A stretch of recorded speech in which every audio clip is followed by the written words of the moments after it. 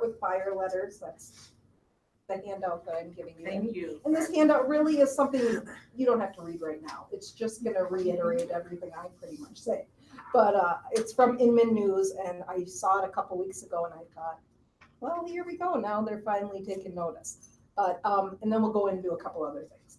But buyer letters, if you don't know what I'm talking about, is what we've noticed in the past few years, especially with the market shifting to much more of a seller's market where we have a lot less inventory and a lot more multiple offers, buyers are trying to stand out. So we've come up with this grand idea a few years back that we're going to write these personal letters to these sellers explaining why we feel they should choose us.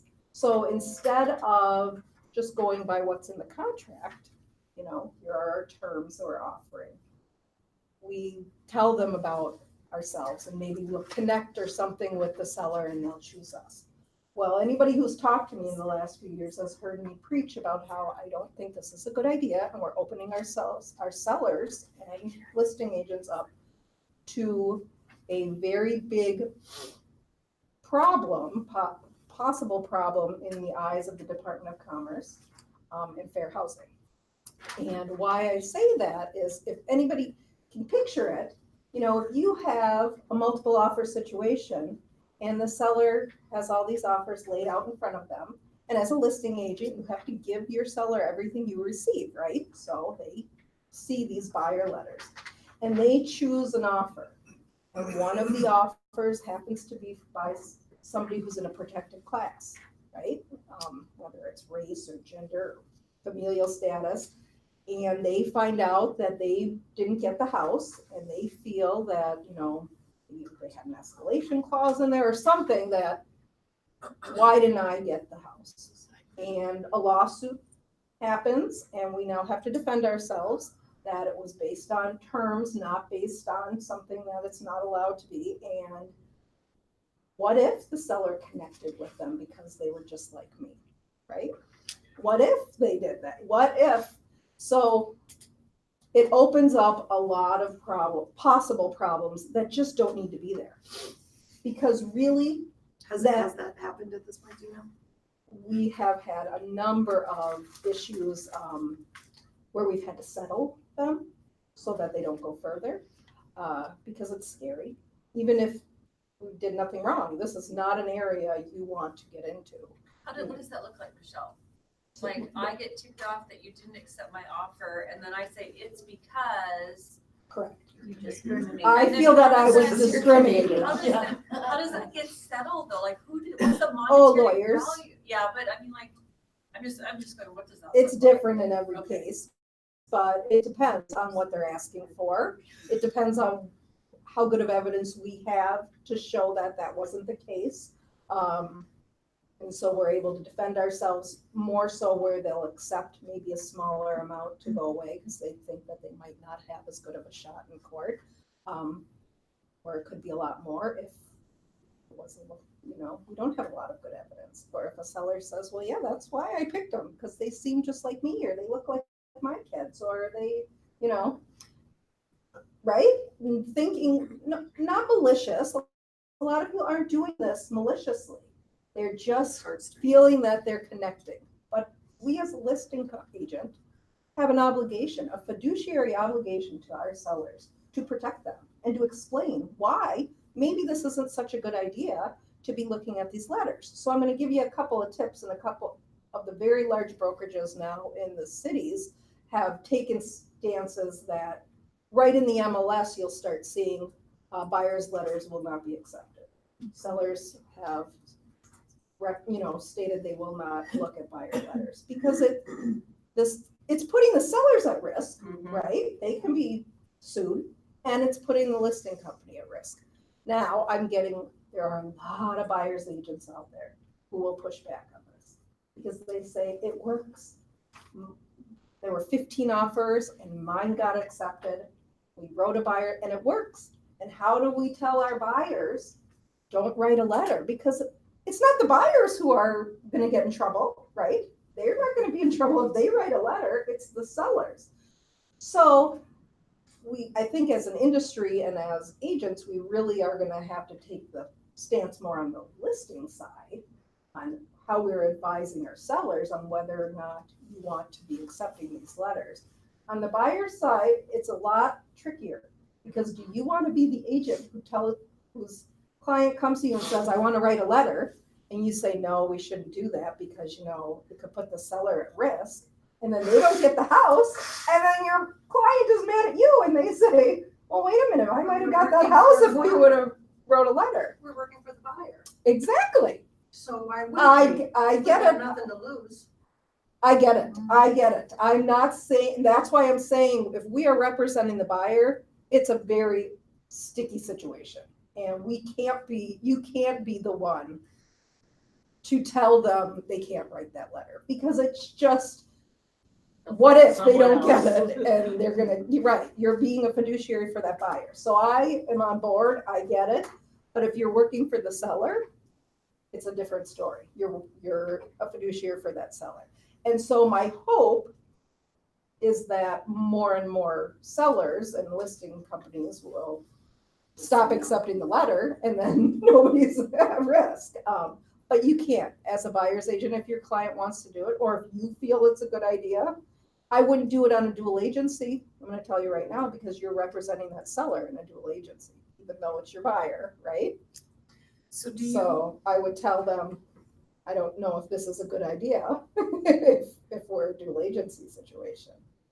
Do you know, is there anything that you can, like, that you're looking at now, either statewide or nationwide, as far as lawsuits that have come through, or so? I have not seen it's more anything in the court. perilous. Yeah, so the Inman News is going to talk about the equal, the fair housing protection and equal housing. And so that's something to show to your sellers.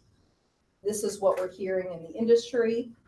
I will tell you that the Department of Commerce every year kind of has their favorite thing that they go after, right? So every year I come and I say, oh, this year it's marketing, or this year it's, this, or this year this is going to be it.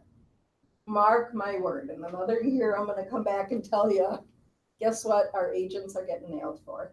So just be careful. I think there's not a lot we can do on the buyer side, but if it's a dual agency, I really think we're going to have that conversation with our seller, and hopefully the seller will say no letter, so it doesn't put you in a bad spot.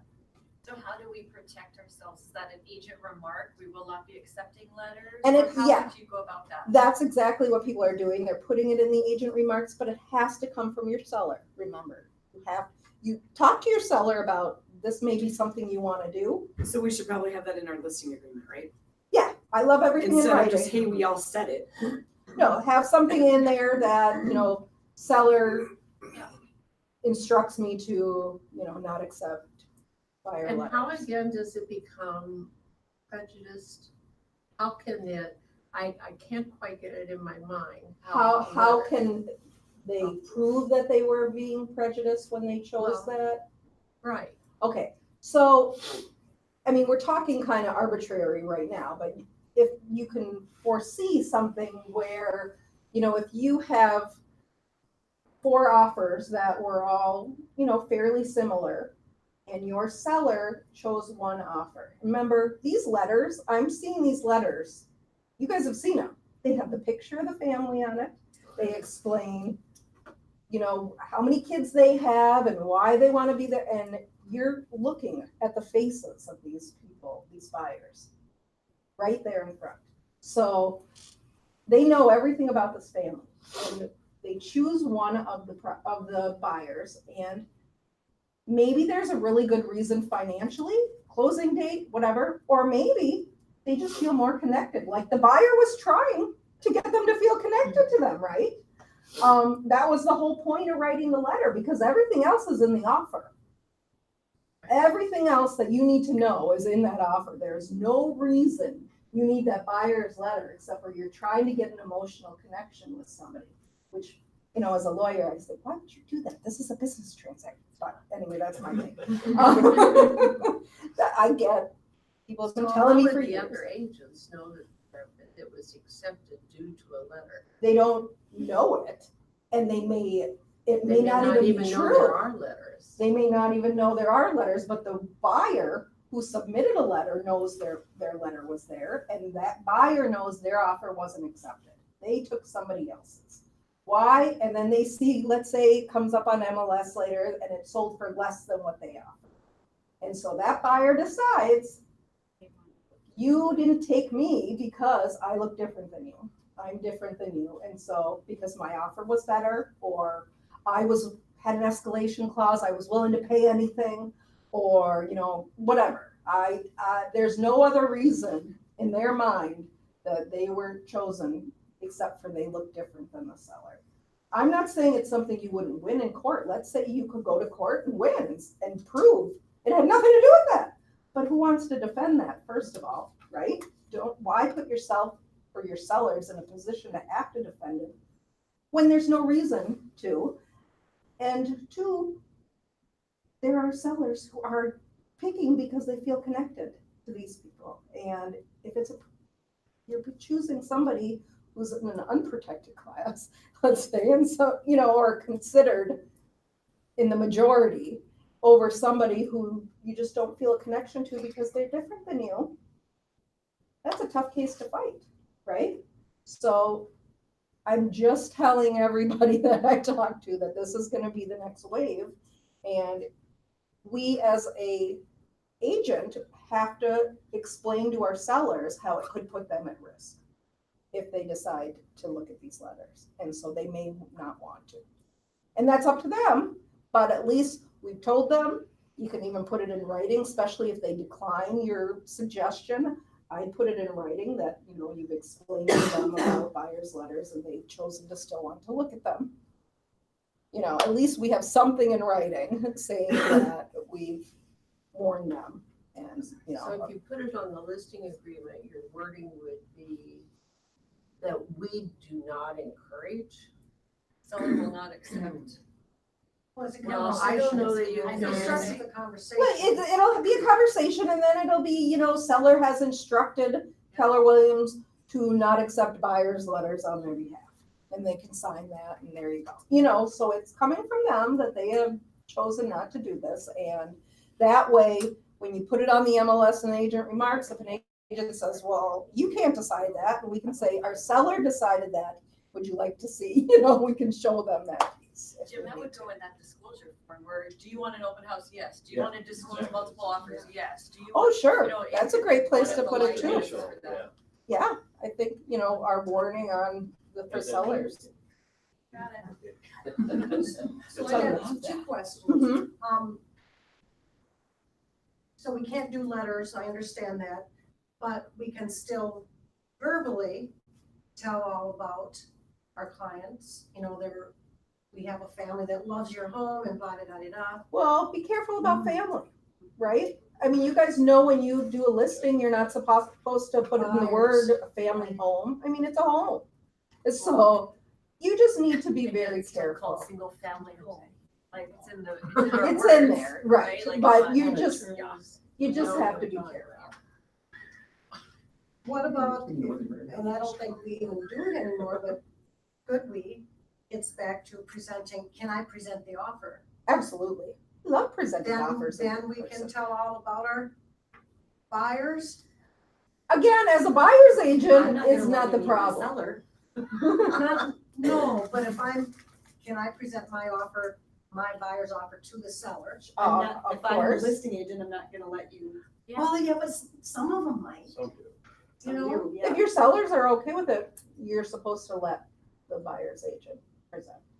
It's supposed to be up to your seller. I could Not learn a up lot to from the that agent. other agent presenting. Absolutely. If a buyer's agent requests to be present to present their offer, just like we did in the old days, whoever's been in the business for a while, knows you always presented your offer. It was not up to the listing agent to present your offer. It is still the case that if a buyer's agent requests that, you need to go to your seller and ask, would it be okay? The buyer's agent would like to be here to present it, and it's up to the seller. The seller often nowadays, everything's so hands off, They say, I don't want that, I just email it to me, right? I mean, that's how 90%, but there may be a seller that says, sure, tell them to come on over, present their Those are the offer. sellers you gotta worry about. Well, I'm just it's possible, but technically, you have to bring everything that's requested of you to your client, and it is always the client's decision on everything. You don't get to make those decisions. Now, you're advising people on things, here's pros and cons of it, but it's always up to your client. We don't get to step in the place of the client and make any decision. They always make the decisions. That is 95% of my answer when you do call me. But what does your seller want to do? You don't get to make any of those decisions. That's up to them. So yeah, you can still present it, but try and present it as a professional who knows about equal housing, right? You're not it shouldn't matter what their ethnicity is or the size of their family or anything else that's protected. So we're professionals and we're gonna follow those rules. Our clients are not expected to always know those things, and so it's our job to explain to them why they could be at risk if they're taking that into consideration when they're deciding who's gonna buy their house. So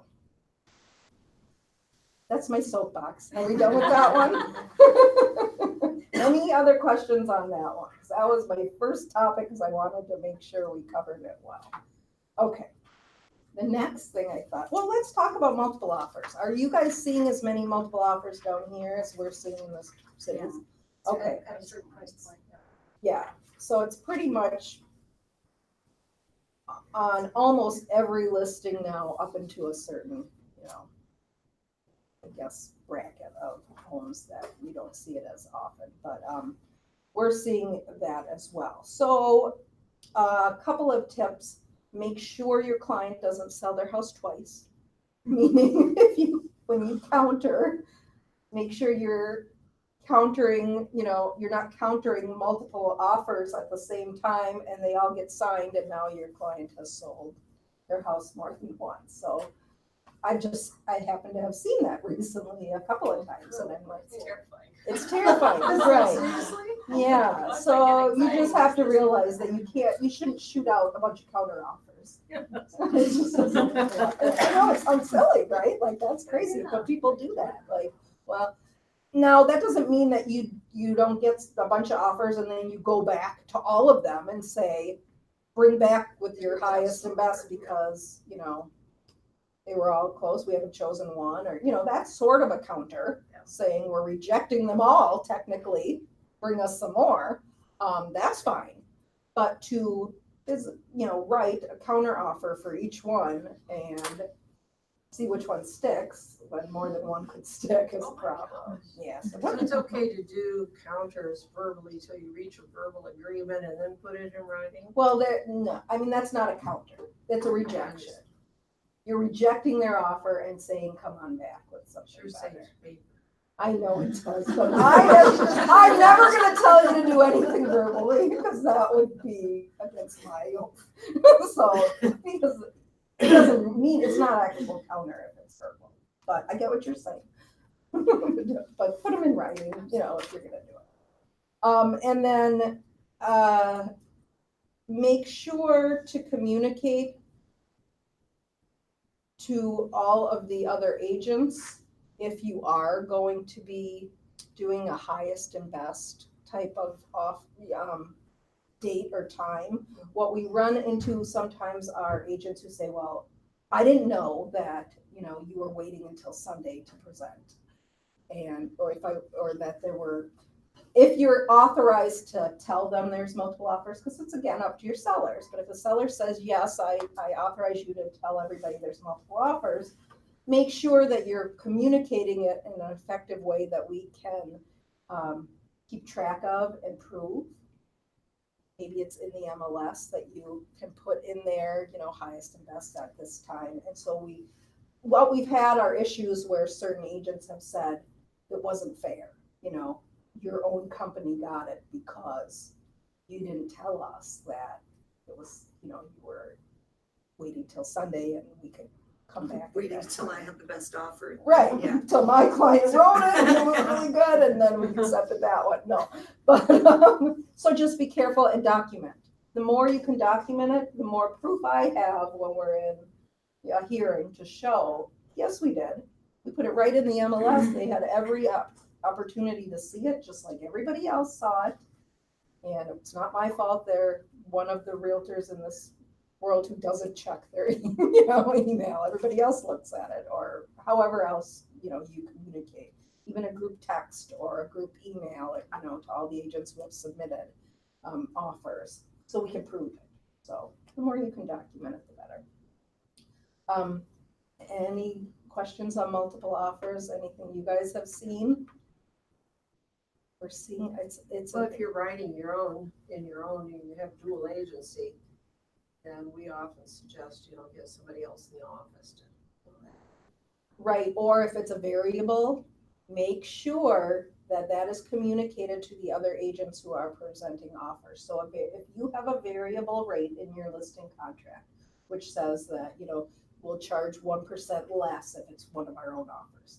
And that happens, people do that all the time. It's completely legal, and you make sure it's in the MLS that it's a variable rate. And then if it does happen to be that situation where you have multiple offers and one of them is yours, you need to tell each of the other agents, one of the offers is mine, it's a variable rate. So really, that's not up to the buyer's agent to see that in the MLS and ask you what the variable rate is? I mean, guess, when I'm the but buyer's they don't agent, know I think if it's my you, responsibility.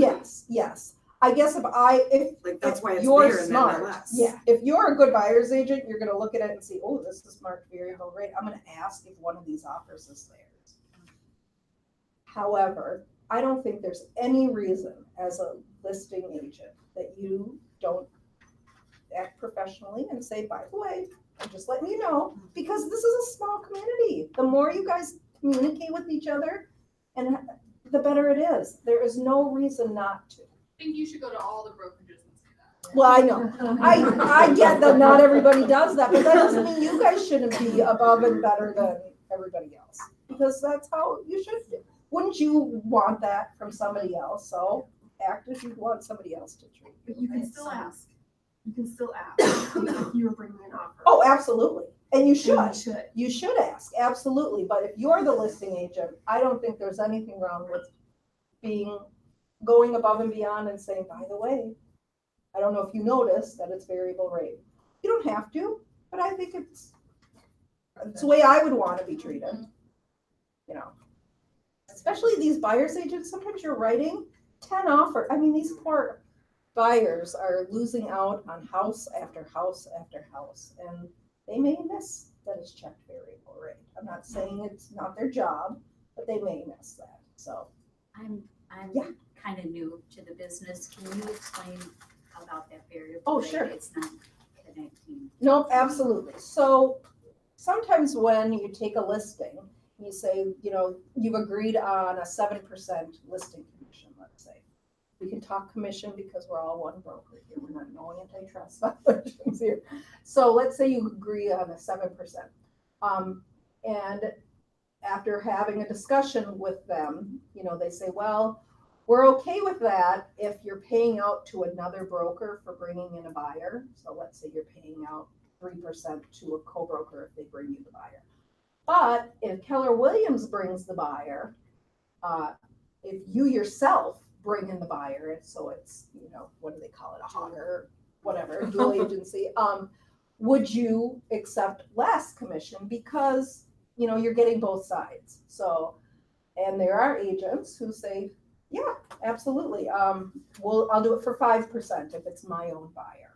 So you put right in the listing contract that, it's a 7% commission, except for if it's your own, if you're representing the buyer, it's a 5% commission. That's considered a variable rate.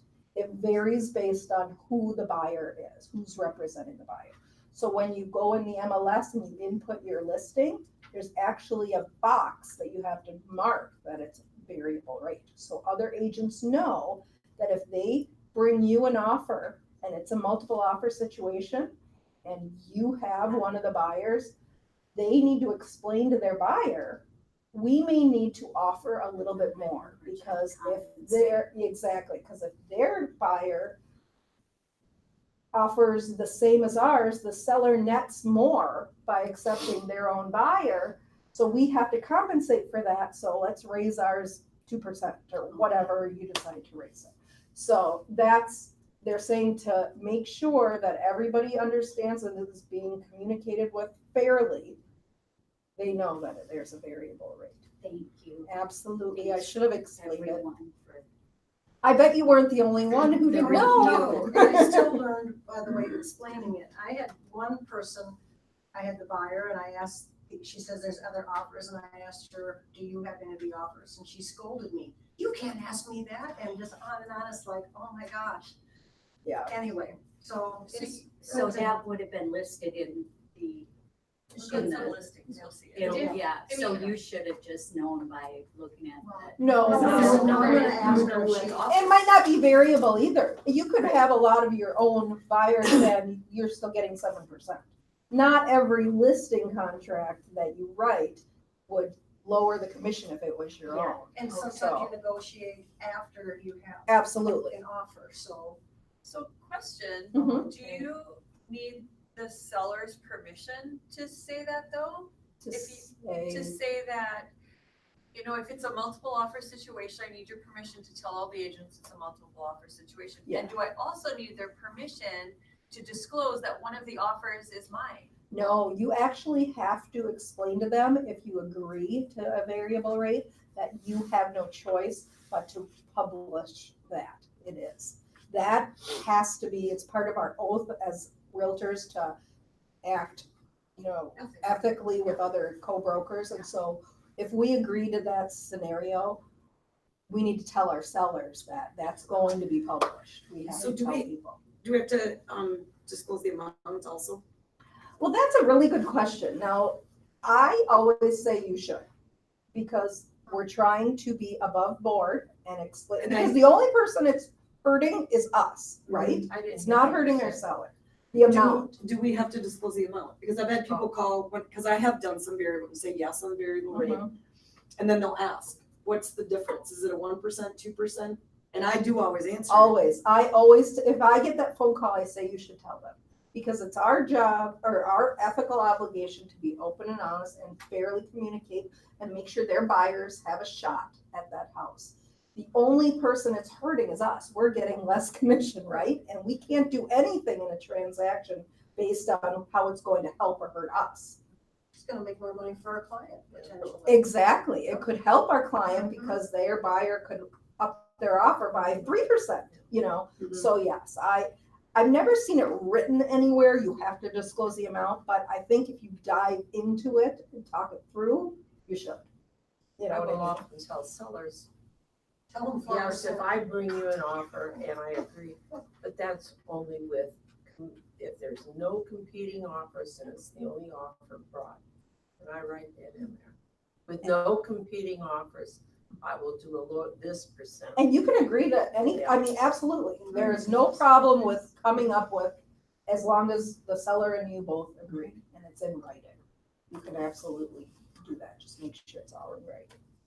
So for the variable rate, it's still a variable rate whether the listing contract is specific to you or if it's specific to Keller Williams buyers. Well, you can decide that within your listing contract. Okay. You can specify that it's either with all Keller Williams agents, dual agency, or if it's just specifically with you. So if it's just specifically with me, is that technically still a variable It rate? is. Okay. It is still.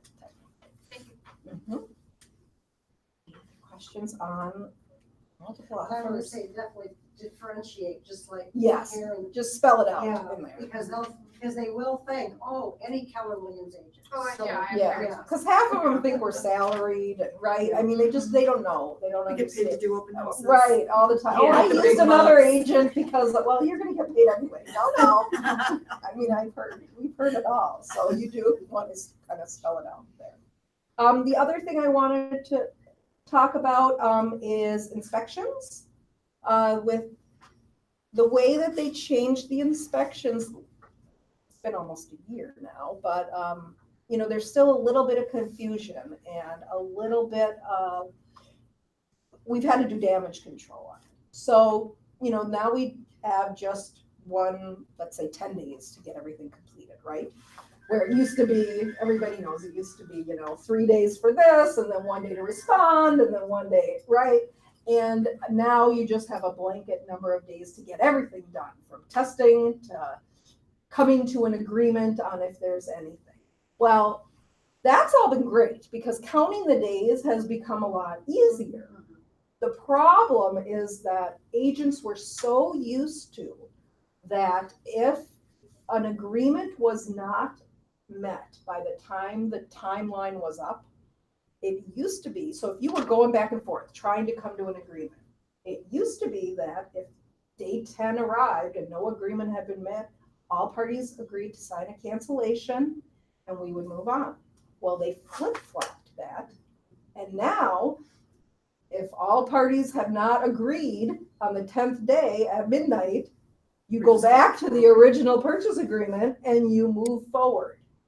And that has been a huge problem because we have so many agents who have been in the business for so long and it was always the opposite of that.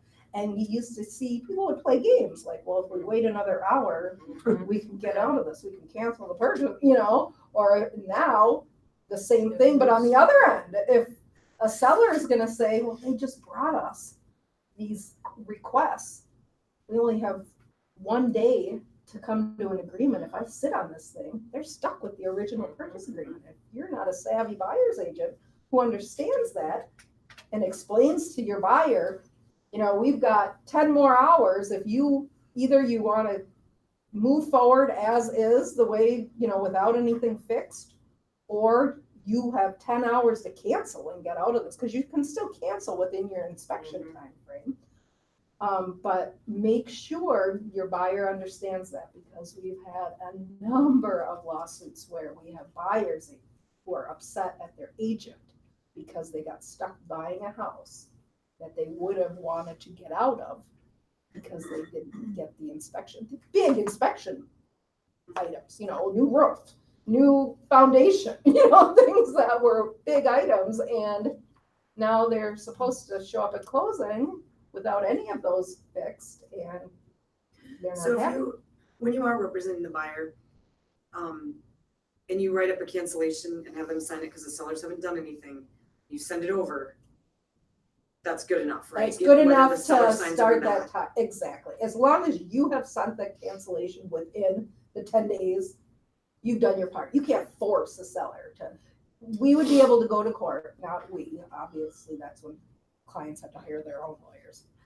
But they could go to court and enforce that cancellation and say, we were within our timeline, within our rights to cancel based on the inspection, we did it within the, you know, timeline. So really, They then if the refuse to seller sign is it. like, we're just waiting for one more estimate to know if we're gonna do this, and they don't sign it, and then the next morning they sign and agree to everything, we just throw away the cancellation and then we're moving forward. If The seller everybody never does signed that, the- Right, if everybody agrees to that. okay.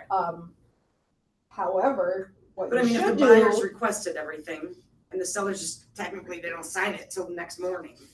what they should do is sign an extension. If that Right, but if you can't timeline get is them to do almost anything, up, and the seller comes to the buyer and says, please, you know, we just need another day, we're getting estimates, can we, or the buyer says, can we extend this, because otherwise we're gonna have to cancel this, because we are not okay with buying it the way it was, so, can we all sign an extent, and then you sign an extension extending, you know, for 2 more days, or whatever. That's how it should be done, because Right. you I never actually know had if to- somebody's gonna change their mind, And right? I actually had the seller Mhm. in that scenario, so the buyer's agent had to write the cancellation, because my sellers just went dark and I couldn't get a hold of them for Right. the entire day.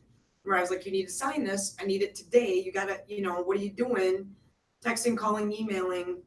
Next morning at 9 a.m., both of them signed it and sent it back to me electronically, but I was like, hey. And what if the buyer said, oh, we found another house last night that we like better, And I and was we had sent communicating you a with the agent, I'm like, I cancellation? know they're gonna sign it, you know, I'm like, I Oh, know. yeah, And my guess is that they're at a basketball tournament, and you know, and that is why, I'm not them and they're not answering, so I don't know for sure. and that is why making sure you're not going to the 10th day, that as a buyer's agent, you're not writing up and asking for things on the 9th day and expecting sellers to Mhm. agree to it, but in one day. I mean, you have to have a different frame of mind than we used to with inspection timeframes, and, really look at it like this 10 days or 15 days, or I don't know what, a common amount is here. But that encompasses everything, including radon, right? Mm-hmm. So if you want more time for intrusive testing or something, make sure that's written in Mhm. or extended for that. And there's another thing I wanted to talk about because I'm in the midst of something right now. Intrusive testing. Do you guys down here consider radon testing intrusive testing? No. No. Do you consider well testing intrusive testing? Well, that's actually a whole separate form, right? Not for an Well ins- certification. However, It's addressed.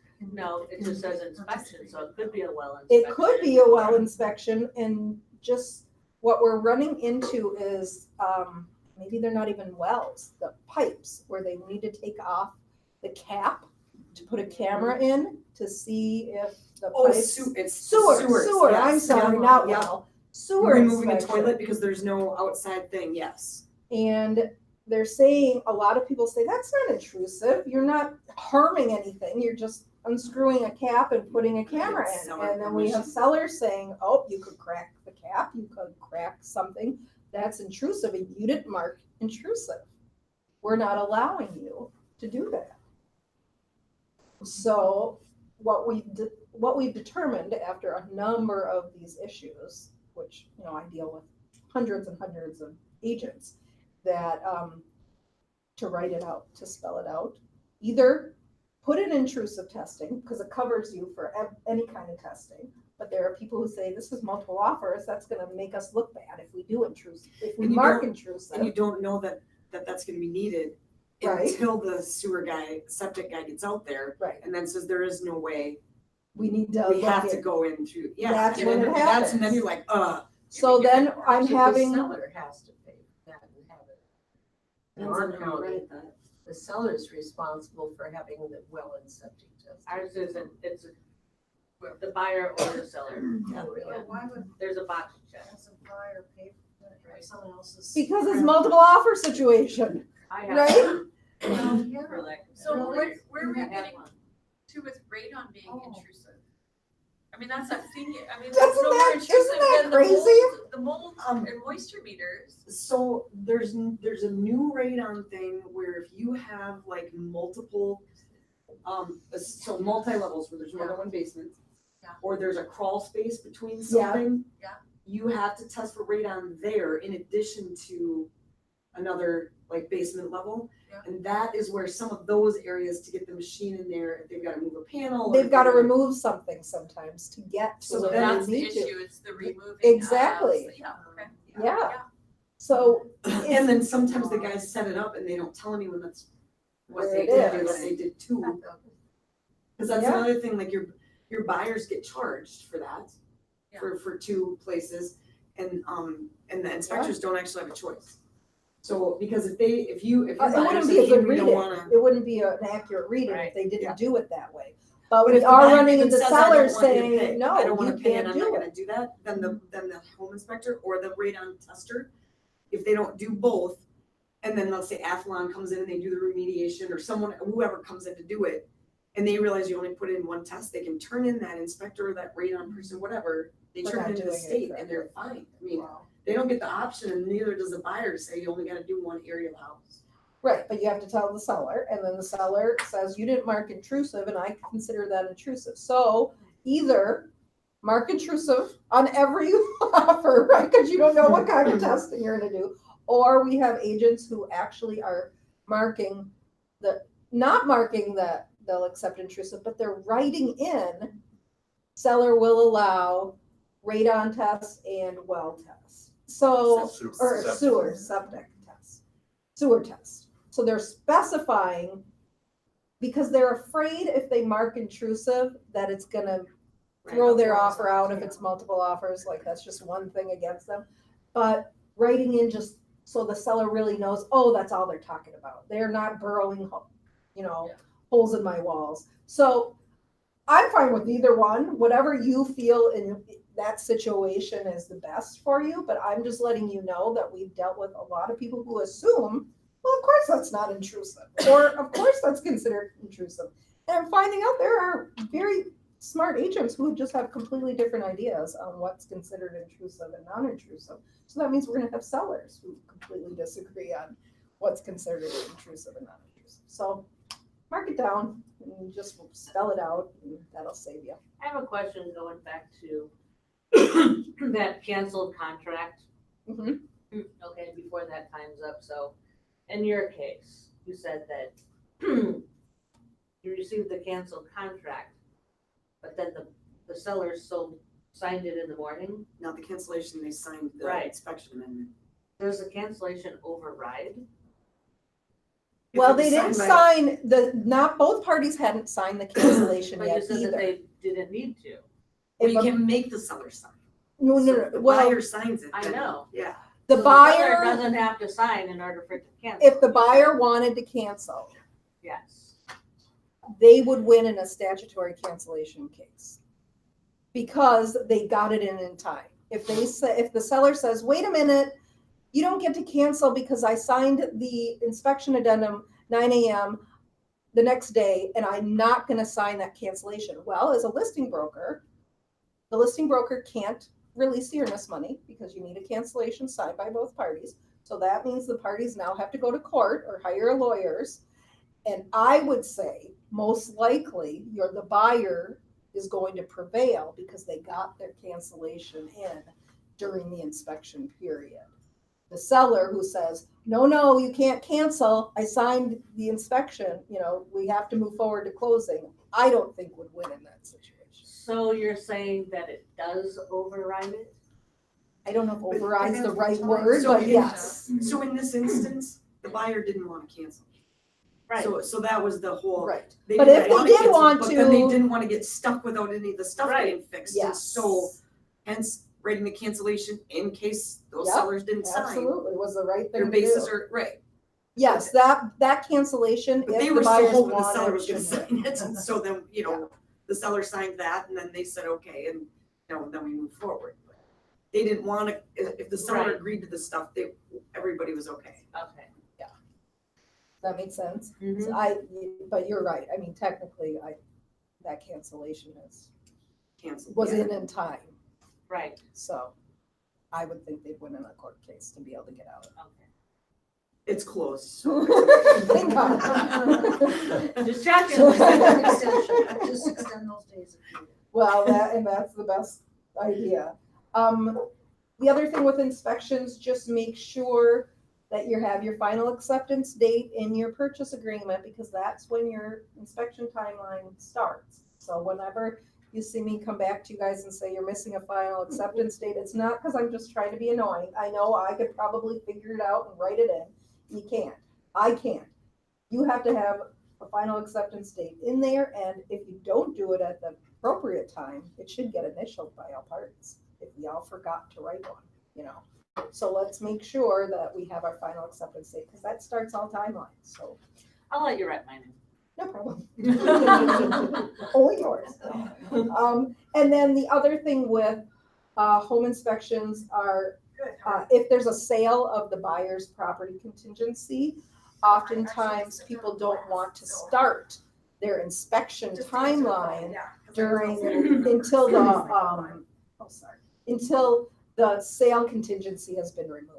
So if you're, okay, I'll say that again because I probably confused you. But whether it's a short sale or whether a buyer has to sell their house, sometimes there are things that you want taken care of before your buyer actually goes and pays for a home inspection, right? Make sure you're writing that into your contracts. On the short sale addendum, it's there, like you can mark a box. But if you're waiting for the sale of a buyer's home to take place, that's not automatically in there. You should have done, so if your buyer writes on a listing and says, but it's contingent on them selling their house, so the buyer says, I don't wanna do the inspection on the new house until my house is sold, because what if it doesn't sell? Make sure that you've written in there that the home inspection timeline does not commence until the buyer's home sale contingency has been removed. Because that's not automatically built in like with a short sale. It is. Or there's not a box you can check like with a short sale. So I've just seen a number of those where they say, well, guess what? Your home inspection timeframe's up, and they say, well, wait a minute, we didn't do it. Well, you put 10 days from final acceptance. And remember, final acceptance occurs when all parties agree to all terms, which is prior to contingencies getting removed. So just make sure you're thinking about that. What about having work agree to, like a radon mitigation system being placed? Cash offer, they can close any time. Is it all right to go ahead and close before the work is done if the buyer and seller have agreed, sellers agreed to pay for it and place it? They're absolutely, all of those things have happened. It's just making sure that they're written down, agreed upon, and sometimes if the work needs to be paid for, it's generally gonna have to be placed in escrow, the amount of money that the seller has to, 1.5 times or whatever that the title company will require. Speaking of, I have a similar one. I've got a buyer who wanted a window replaced after inspection. And the seller said, yeah, we're not gonna replace it, but we'll give you a $300 credit for it. Mm-hmm. The buyer's lender says, no, can't do that. There's no way to put this on there unless we do a holdback and then have a re-inspection to make sure it gets installed. Yes. And I'm like, well, they're just giving them a credit. It's not even an allowance. It's not anything. They're just gonna say, here's $300. Is there any way to do that? Because the Well, other you realtor lower said, the can they just, purchase price. which does not do, it doesn't actually, That's the only way. If the lender says we're maxed out on seller contributions, there is no way you can get any more money from a seller or from anybody, gift or whatever, because the type of loan you're taking out has a maximum amount of seller contributions, and we are maxed. And you say, but they're offering So the $300. so You I have to lower the told the purchase listing agent, price. we're gonna have to come in and measure. The buyers are gonna have to go pick out the window, then the sellers are gonna have to go buy it and leave it in the garage. The listing agent said, can't they just write the buyers a check and leave it on the counter? No. Okay, I said, I prefer not to lose my license, but I was like, Perfect. because That's I a was pretty perfect sure, I'm like, that's answer. exactly where, because the lender said the same thing, and I'm like, you guys are the problem, not the realtors. Right, they Like, put us into peril all the time, but you did the right thing. You okay, can't, because they can't just. all of a sudden I was give like, them a maybe check. he'll tell me they can do that, and then that'd be No. so crazy. No. Especially if the lender knows and has said no, you can't do that. Okay, so that's inspections, multiple offer, buyer's letters, arbitration. I wanted to just quickly touch on the change in arbitration and make sure everybody understands the way arbitration is now, because we're seeing a lot more people sign arbitration now because they seem to feel better about it. So I just want to make sure that everybody knows that it's explained very, very well in that huge packet that you've now got. And which I love because it takes the responsibility and the liability off of us. Because, I used to get questions, well, what do you really think, Michelle? And how do you tell people? What do you mean it's the huge packet? So there's that packet for arbitration that I don't want to see on every offer. Just give me the regular. It's like Got it. 42 pages. Right. Okay. Your clients need to get that. And I think you should give it to them at your listing consultation and your buyer consultation so that they can be prepared by the time you are writing an offer. They've already reviewed it and they have decided whether or not they want to sign arbitration. That is when it should be done. And all of their questions should be able to be answered in there. What you just need to remember is that now, if all parties sign arbitration, what that means is that all conflicts up to $15,000 are going to take place at conciliation court or small claims court, all of them. Anything over $15,000, because that's the cutoff when you go to district court, would go to arbitration if all people signed arbitration. If they decline arbitration, anything over 15,000 would go to court instead of to arbitration. That is the change.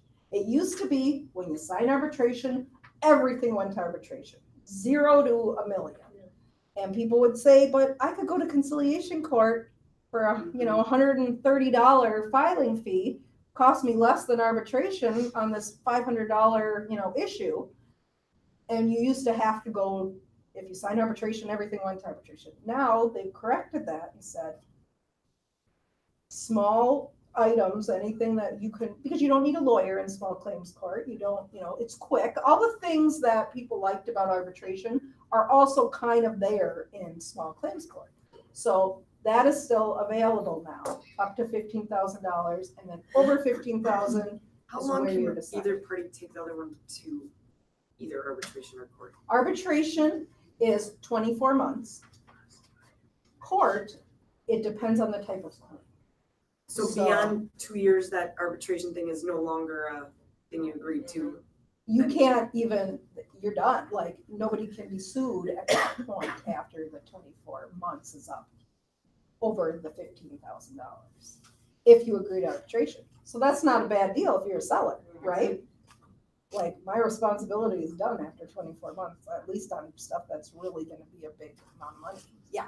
Let's say that both parties or one party decided to decline arbitration, and then later, 6 months after the closing, something came up. They can still decide to go to arbitration if both parties agree to go to arbitration.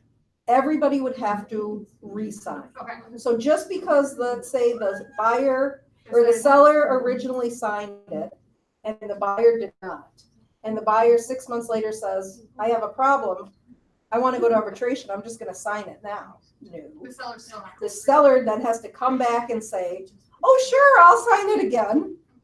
They may not, because they might say it's going to be harder for this guy to take me to court than it is to arbitration if it's a large amount of money. So I have never seen it agreed to later on, ever. If they agree to it, either you're agreeing to it at the time or you're not. And don't ever tell your buyer, it's okay, in 6 months you can decide, because you may not have that option at that point. You never tell them that. If you want to be able to arbitrate, you need to agree at the time of the transaction. And does it say in here, I have not read through the 26 pages. I will It admit, does say all of that Does and it- more. Does it say that they lose their right they can never appeal an arbitration? It does. It says that, okay. It does tell you arbitrations are not appealable. Yep. I That always is the tell final them that decision. right offhand. Yeah, I mean, they need to know all of that, if whatever the arbitration decision is, it's a final decision, which is often great. People say it's done. I don't have to wait another 10 years fighting this in court. And often it's not great. That's why we don't ever give our opinion, because you never know. It's based on each one is so individual.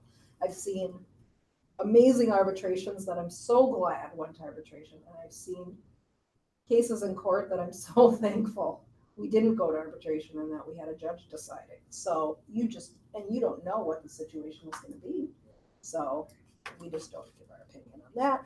But thank goodness they came out with this. I know it's 42 pages and people can't stand it. It is such a huge liability waiver for us. I mean, you should be grateful for it and hand it off to your clients and make sure they've read it, because it will answer all of their questions. It really will. And it talks about fees. We never, we don't know how much each one's going to cost. It tells them where to go, if they have an issue, how to contact the arbitration company, which I have to tell you, I haven't been crazy about their communication. But at least it tells them how they're supposed to be getting a hold of, the arbitration company. It takes that all off of you, because really you shouldn't be involved at that point. When it's after the sale, you are there to support your clients. And, if you want me to pass along a message or something like that to a listing broker or a buyer's broker, I'd be happy to do that. But that's it. I mean, you really can't be involved after that point. So this gives them the information to be able to take it on their own to what they need to do. And on that form, do you want us to sign it no matter what, whether our clients do or not? Well, that's always been the policies across the board, had been that agents sign it because, and I'll tell you why. There was a lawsuit back in the 80s, I think, maybe 90s, at a different brokerage where all the clients signed it, one of the agents signed it, and one agent missed it, just forgot, just didn't do it. And it came to arbitration, it came a year later, and there was a big problem. And the client wanted to go to arbitration. And they said, oh my gosh, my own agent didn't sign it. The arbitration company said, you can't bring this. I can't, all parties have to sign it, including agents. So she went, oh my gosh, I feel so bad. I'll quick sign it. I don't want to be the reason why you can't. And the seller on the other side said, absolutely not. Because remember, at that point, if one person hadn't signed it, it's off the table. And everybody has to come back and agree to it later. And the seller said, I'm no longer agreeing to this. Absolutely not. Well, it was a huge issue. I think they ended up buying the house back for it. And why would the seller not agree to it? I'm just curious. Because they knew that it would cost the buyer a lot more money to sue them in court Oh, okay. than it would to take them to arbitration. And it was for a lot of money. And the buyer said, you're absolutely right. I can't afford to do this. I can't afford to hire an attorney and go to district court and fight for 3 years back and forth with depositions and all that. So they went to their agent and there was a settlement there because it was their agent's fault. So that became a policy really among a lot of the brokerages that agents just sign it. You don't want to be the reason clients can't do the way they want to handle it. Now, over the years, it's changed, and I see a lot of brokerages now that don't sign it, and that's their policy, and they don't sign it, and I don't know, But I know with Keller Williams, it has always still been, if your clients want it, we should not be the But if it's reason why declined. we don't. If it's declined, it really technically doesn't matter, but we just always made it, just sign it. Like, it's just part of your process when you're going through the purchase agreement, you guys sign arbitration, right? Like, you just sign it. Decline the initial. But if they've written decline, we're not gonna hold up your check. You know what I mean? If you haven't signed it and they've written decline, but it's not one of those things. But I just think it's easier, especially for the administrative staff, when they're going through things, to have, instead of having to go, did you forget to sign this? Or did, That's part of why I do it. you just So do if it my because it people doesn't don't, make it weird for. Then I sign it and then everyone knows we saw it. We're all, we either, like my people It's just said been no. a lot easier from an admin standpoint that it's just consistent. They shouldn't have to guess whether you forgot or didn't. Yeah, And it's just been easy. But if somebody else declined, technically, it doesn't matter whether we sign it or not. But we like to just not be the one to have forgotten. So we always sign, because there was a big lawsuit and that was a big problem. Oh, my time is up, but what did I want to make sure there was anything How else? about escalation? I hate them, but they're there. I hate them. I've always hated them. I don't. Escalation clauses, I get it, why the people are doing them. What you have to remember is if there's no price, there's no offer. You don't have a true purchase agreement. That's one of the elements, right? There's elements to having a contract. One of them is you have to have a price. So if you are choosing an offer that just says, I'm going to pay $1,000 over the highest offer, and until you have an actual price, like a counter offer goes back and forth and now you have a price, until that happens, somebody else could sneak in, right? I mean, you don't have an actual offer until you have a number. And so that's the reason I don't love escalations, is because I think people get, they get the phone call like, we chose yours, and because, you chose $1,000 over and this is the amount we're gonna need. Well, until you guys actually sign something showing that amount that has been agreed, $149.5 or whatever, and everybody's signed off on it, there's not an actual offer, and somebody else could come in and your buyer now loses out because, oh, I know we said you got it because you had an escalate, but we just got another offer. Are you willing to come up again? And you're going back and forth or whatever. So just be careful on them. I don't love them. I know a lot of listing agents that don't love them and will just throw it back and say, our sellers don't want that, come back with your highest, you know? Well, there's a lot of sellers that don't like it either. They don't want to play, they see it as playing games. What is your highest? Give me your highest, and we'll let you know if you win. This is my highest if I can get it for that. Otherwise. Otherwise, yes. But that's my concern with them, is you need to make sure that you're not promising your buyers anything until you actually have a price agreed to. Because that's when I hear about it, is my agent told me, you know, we got it.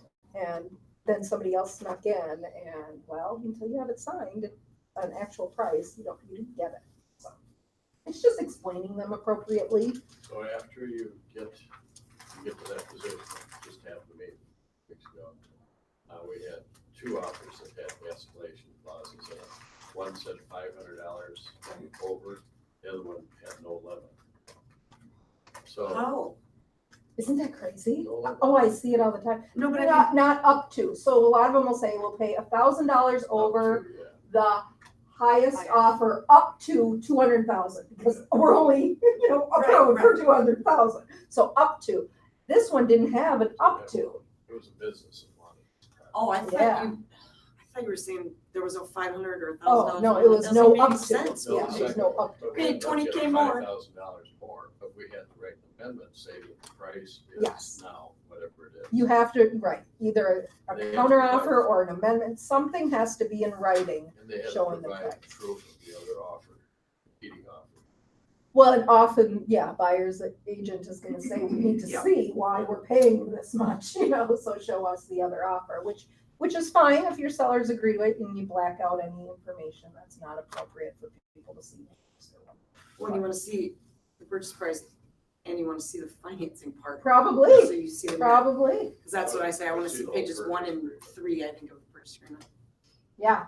Well, Yeah. and an Sometimes they'll escalation send clause paperwork. too, if you say they'll pay up to $1,000 up to a maximum of, then in my mind, you're telling the seller that Their our maximum. automatically will go that high. Right, so So say we're countering Yeah. at $200,000, whatever your So why maximum not is. offer it to begin with and have it?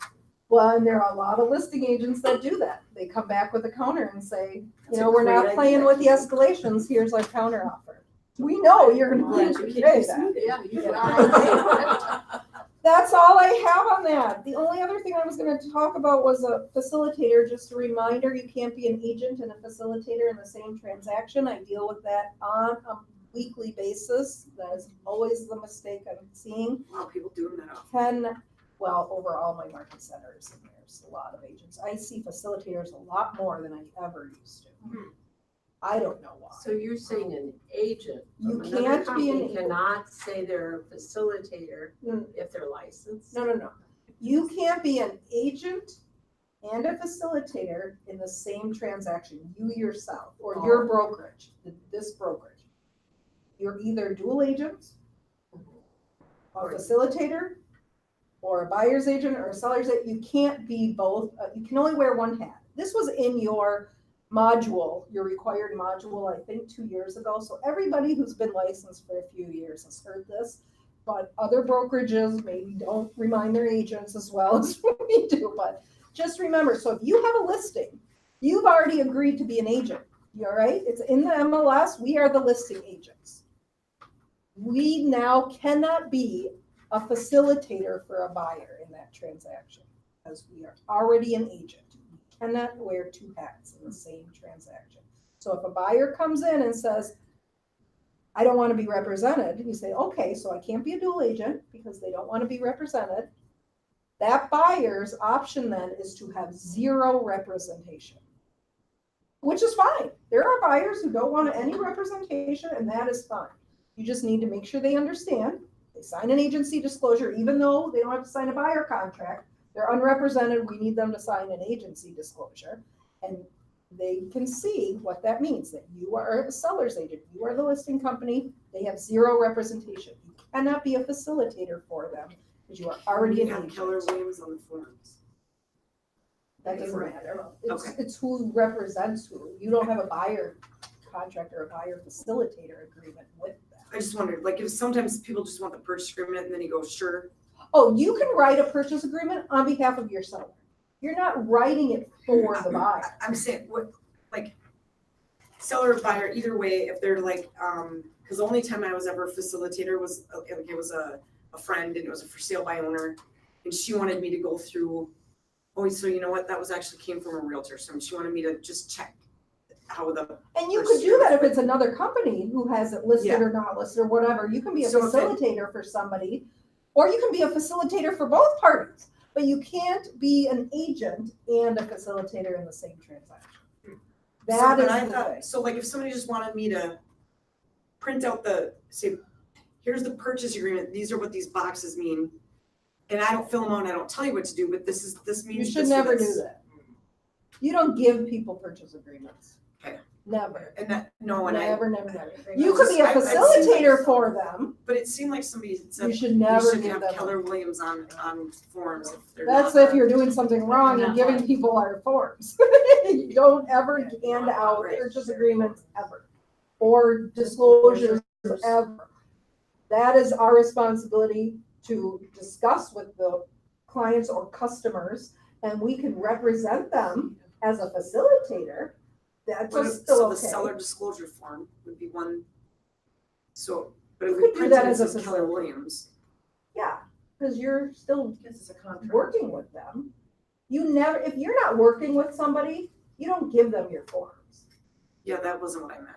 I mean, If no, you're I don't working just with them hand out in packets, any but- capacity, then we use our forms. Even if the buyer is unrepresented, it doesn't mean that we're not filling out all the documents on behalf of our sellers. So for instance, for sale by owner, I bring the buyer, for sale by owner has disclosures, you can't even read, I'm like, you're gonna have to redo that. I hand him our disclosures, I say, I want Absolutely you to fine. fill this out, he looks at me like, what do I do with that? And I say, I can't give you any advice. Absolutely. And you're giving him those Okay. on behalf of your buyer, because Right. you want your buyer to have all the information. Right. And we don't care if our logo's on there or not. We're doing our job, helping out our buyer to make sure we get as much information as we can. So great, our logo can be on there, can prove that we did our job for our buyer. So there's no problem with doing something like that. Yeah. Came up once, for sale by owner had an old form and, Like old disclosure old forms, disclosure yeah. forms, we don't have to make them fill out new ones, do That's a we? good question. Well, we would explain to our buyer why we would want the updated, why we would think an updated form may benefit them, because there's things in there that didn't used to be in there. And would they like us to ask the seller to sign these or refill out these new ones? And the buyer will probably say, yes, that makes sense. We go to the seller, and if the seller refuses, you bring that to your buyer and you say, the seller refuses, do you still want to move forward? We can't force anybody to do anything. All we can do is present as much as we can and make sure the clients make their decision based on our information, and it's all in writing so that we can prove that we did tell them the risks involved and if they choose to move forward. Speaking of forms too, I just had a question years ago on a VA loan or something, I can't remember what it was, the Department of Agriculture sends their own purchase agreements over, they Yeah. wanna know if that's okay, and I said, yes. Yeah, that's okay. It's It's okay. like HUD. I mean, you can't, there's certain, banks have their own purchase agreements. Lawyers have their own. Lawyers have their own, what can I tell you, some of them are okay. Well, thank you, everybody. Thank you. Thank you. Thank you. Absolutely. Now I gotta drive back.